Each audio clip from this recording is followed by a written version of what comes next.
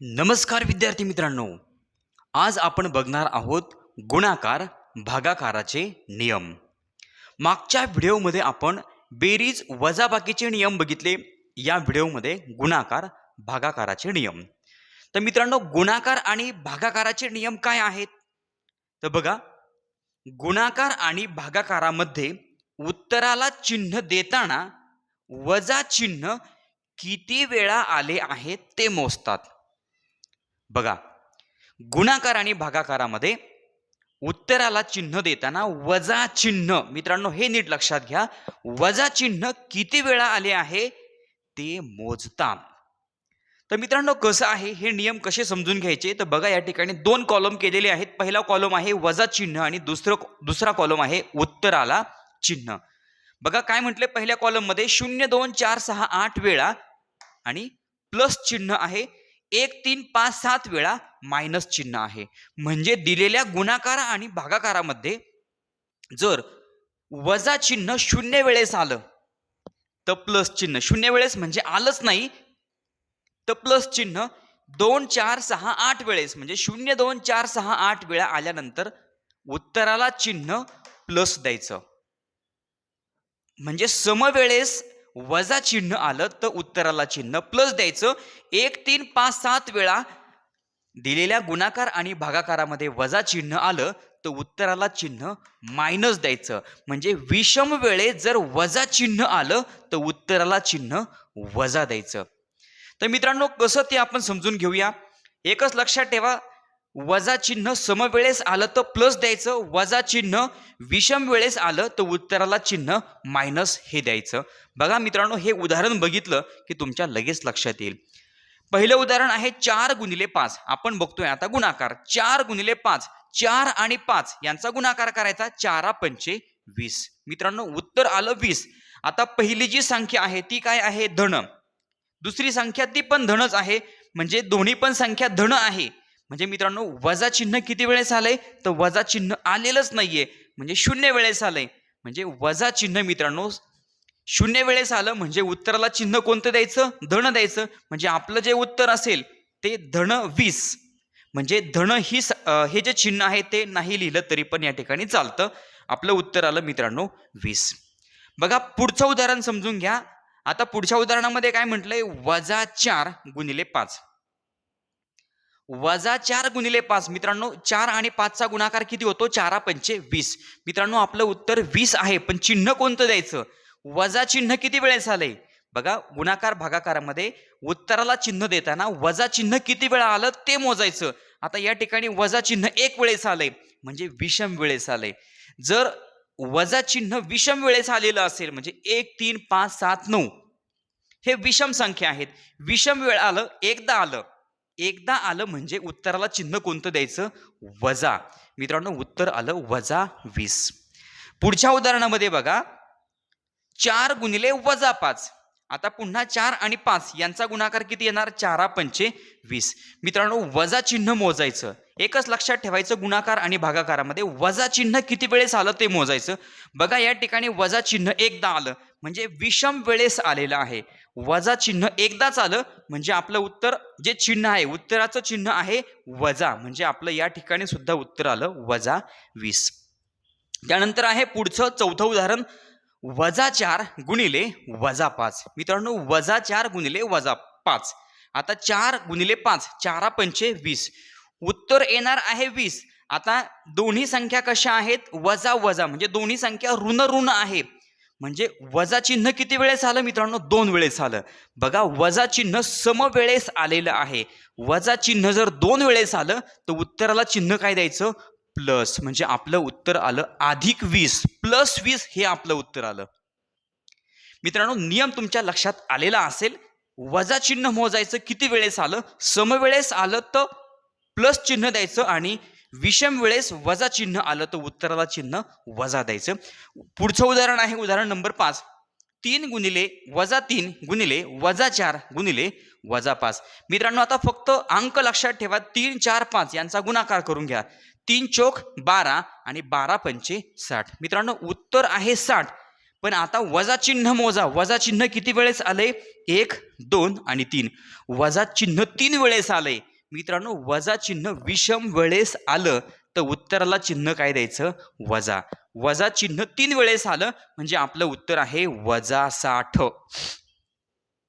एवढंच लक्षात ठेवायचं गुणाकार आणि भागाकारामध्ये. वजा चिन्ह किती वेळेस आलं? समवेळेस आलं तर उत्तर धन आणि विषम वेळेस आलं तर उत्तर ऋण. बघा उदाहरण नंबर 6 आहे -2 गुणिले -3 गुणिले -4 गुणिले -5. आता मित्रांनो यांचा आपण करणार गुणाकार. आता चिन्ह थोडक्यात बाजूला ठेवा. 5 चोक 20, 20 त्रिक 60, 60 दुणे 120. मित्रांनो 2 त्रिक 6, 6 चोक 24 आणि 24 पंचे 120. मित्रांनो आपलं उत्तर 120 आलंय. पण उत्तराला चिन्ह कोणतं द्यायचं? तर मित्रांनो वजा चिन्ह मोजा. वजा चिन्ह 1 वेळेस, 2 वेळेस, 3 वेळेस आणि 4 वेळेस. वजा चिन्ह मित्रांनो 4 वेळेस आलंय. 1, 2, 3 आणि 4 म्हणजे समवेळेस. समवेळेस जर वजा चिन्ह आलं म्हणजे 0, 2, 4, 6, 8 वेळा जर वजा चिन्ह आलं तर उत्तराला चिन्ह द्यायचं मित्रांनो प्लस. म्हणजे आपलं उत्तर आलं +120. प्लस नाही लिहिला तरी पण चालेल, लिहिला तरी पण चालतं. उत्तर आलं +120. त्यानंतर मित्रांनो 6 उदाहरण झाले. आता हे आहे शेवटचं आणि 7वं उदाहरण गुणाकाराचं.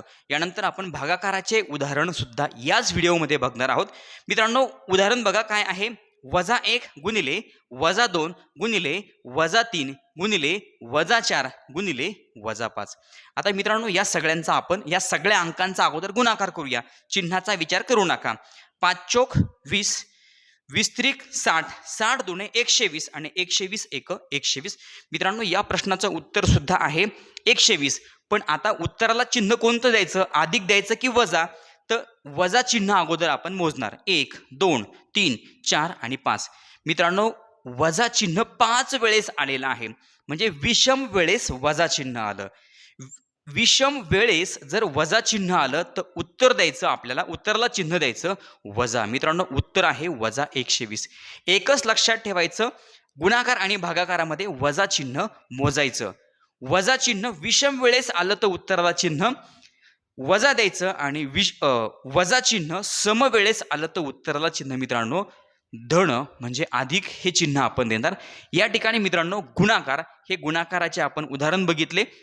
यानंतर आता आपण बघणार आहोत भागाकाराचे उदाहरण. मित्रांनो हे आहेत काही भागाकाराचे उदाहरणे. बघा या ठिकाणी गुणाकार आणि भागाकार करताना आपल्याला जे नियम आवश्यक आहेत ते नियम मित्रांनो या ठिकाणी मी लिहिलेले आहेत. गुणाकार आणि भागाकारामध्ये उत्तराला चिन्ह देताना वजा चिन्ह किती वेळा आले ते मोजतात. आता हे आहे भागाकाराचं उदाहरण नंबर 1. काय आहे? 56 भागिले 7. तर मित्रांनो 56 या संख्येला आपल्याला 7 ने भाग द्यायचा आहे. 7च्या पाड्यात 56 आहे. किती नंबरला? 8 नंबरला. 7 8 56. मित्रांनो आपलं उत्तर आहे 8. पण आता दोनही संख्या धन आहेत म्हणजे या ठिकाणी वजा चिन्ह आलंय का? तर नाही. मित्रांनो आपल्याला मोजायचं आहे वजा चिन्ह. वजा चिन्ह किती वेळेस आलंय? तर मित्रांनो आलंच नाही म्हणजे 0 वेळेस आलं. म्हणजे समवेळेस जर वजा चिन्ह आलेलं असेल तर मित्रांनो आपलं उत्तर काय असणार आहे? प्लस. म्हणजे पॉझिटिव्ह आपलं उत्तर असेल. +8 हे आपलं उत्तर आलेलं आहे. +8 लिहिला तरी चालतो, नाही लिहिला तरी पण चालतो. पुढचं उदाहरण आहे -56 भागिले 7. मित्रांनो आता 7 ने आपल्याला 56 या संख्येला भाग द्यायचा आहे. 7 8 56. आपलं उत्तर 8च येणार आहे. पण उत्तराला चिन्ह कोणतं द्यायचं? तर मित्रांनो वजा चिन्ह किती वेळेस आले? वजा चिन्ह मोजा. या उदाहरणामध्ये 56 वजा 56 मध्ये एकदा आलं. 7 मध्ये वजा चिन्ह नाहीये म्हणजे वजा चिन्ह फक्त एकदाच आलं. वजा चिन्ह जर 1 वेळेस आलं, वजा चिन्ह जर विषम वेळेस आलं तर उत्तराला चिन्ह द्यायचं वजा. आपलं उत्तर आलं -8. यानंतर आहे उदाहरण नंबर 3. 56 भागिले -7. मित्रांनो 56 आणि -7 या दोन संख्यांमध्ये या भागाकाराच्या उदाहरणामध्ये वजा चिन्ह किती वेळेस आले? वजा चिन्ह 1 वेळेस आलं. मग 7 ने आपण 56 ला भाग दिला तर 7 8 56. आपलं उत्तर आलं 8. वजा चिन्ह मित्रांनो 1 वेळेस आलं. वजा चिन्ह 1 वेळेस आलं. विषम वेळेस आलं म्हणजे 1 3 5 7 9 या वेळेस जर वजा चिन्ह आलं तर उत्तर मित्रांनो काय लिहायचं? वजा. आपल्या उत्तराला चिन्ह कोणतं द्यायचं? वजा हे चिन्ह द्यायचं. त्यानंतर आहे मित्रांनो चौथं उदाहरण -56 भागिले -7. मित्रांनो या भागाकाराच्या उदाहरणामध्ये वजा चिन्ह किती वेळेस आलंय? तर वजा चिन्ह 2 वेळेस आलं. मग बघा वजा चिन्ह जर 0 2 4 6 8 म्हणजे समवेळेस वजा चिन्ह आलेलं असेल, 0, 2, 4, 6, 8 यापैकी कोणत्या तरी वेळेला वजा चिन्ह आलेलं असेल, तर 2 वेळेस आलंय म्हणजे आपलं उत्तर येणार आहे मित्रांनो पॉझिटिव्ह. 7 8 56 मित्रांनो आपलं उत्तर आलं 8 आणि उत्तराला चिन्ह कोणतं द्यायचं? अधिक. बघा वजा चिन्ह 2 वेळेस आलं म्हणून आपण उत्तराला चिन्ह काय दिलं? अधिक हे चिन्ह दिलं.